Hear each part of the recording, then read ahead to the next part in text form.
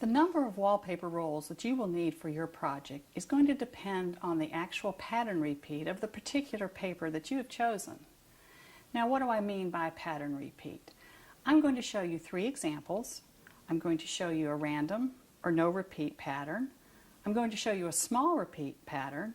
And I'm going to show you a large repeat pattern. The first one I'll show you is the random or no repeat. When I hang my first strip on the wall and go to put my second strip beside it, a no repeat or no match pattern means I can seam it up anywhere. I can match it anywhere. There is no repeat. I don't have to worry about matching a design element on this side to a design element on the first piece. Now, my second example will be a small repeat. On a small repeat pattern,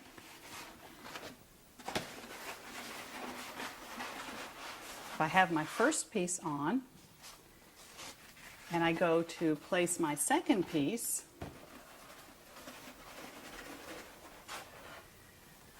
I will move it until it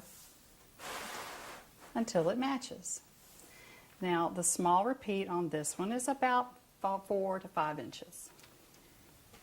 My third example I'm going to show you is a large repeat. Now, a large repeat has more waste. The random has very little waste. The small repeat has a little bit of waste, but your large repeat has more waste. Let me show you an example of this. This is a larger repeat pattern. What this means is when I go to install this, I've got a bigger area. It takes more paper to match the pattern. This is my first piece on the wall. I'm going to move this to discover where my pattern repeat is. See the distance between this? This is a large pattern repeat. Now, to determine the pattern repeat of the particular wall covering that you've chosen for your project, you can either find it in the Wallpaper sample pattern book on the back of the page. Most of the time it is also on the label of the actual roll, or you can determine it yourself. Now I'm going to show you how to determine it yourself. Open up one of your rolls,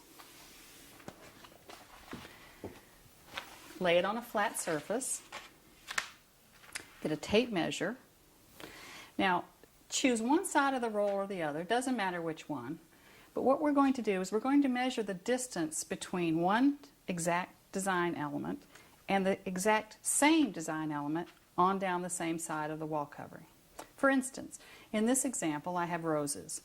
I'm going to measure the distance between one rose, the middle of one rose, all the way down till I find the exact same rose on down the same side, and I'm going to measure the distance between the two.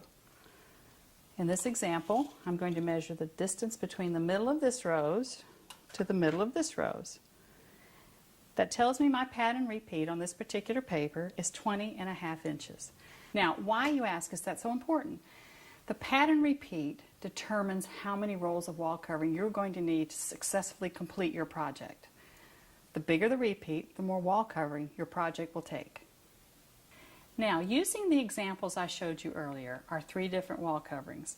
Remember, I showed you a no repeat or random pattern, a small pattern, and then a larger pattern. Now, using these examples, how much wall covering would we use in our sample bedroom? Remember, our sample bedroom was 384 square feet. If we're going to use the random or no repeat wall covering in our sample bedroom, we're going to take the 384 square feet and we're going to divide that by 25, which is the usable square footage you will get out of a single roll. That gives us 15.36 rolls, which you must round up to 16 single rolls. This is the same as 8 double rolls. Now, on a pattern repeat of less than 12 inches, a smaller repeat, what we're going to use is 22. So, 384 square feet divided by 22, which is the usable square footage we will get off of a single roll, That gives us 17.46 rolls, which we must round up to 18, which is the same as 9 double rolls. Now for our third example, our large repeat, a repeat 12 inches or more, we're going to take our square footage, we're going to divide our 384 by 18, which is the usable square footage you will receive off of a single roll. That gives us 21.3 rolls. You must round that up to 22, which is the same as 11 double rolls. Now if you notice in our example, in our bedroom that we have been using as an example, that we did not take out for any windows and doors when we measured around the room. Now why, you ask? Why didn't we take out for those? A couple of reasons. Number one, it's really important for you to have a little extra wallpaper on hand in the die lot that you have installed on the wall in case some future repairs are needed. Secondly, if this is your first time installing paper, give yourself a break. You may make a mistake. You may use an extra piece. So it's always wise to have extra wall covering.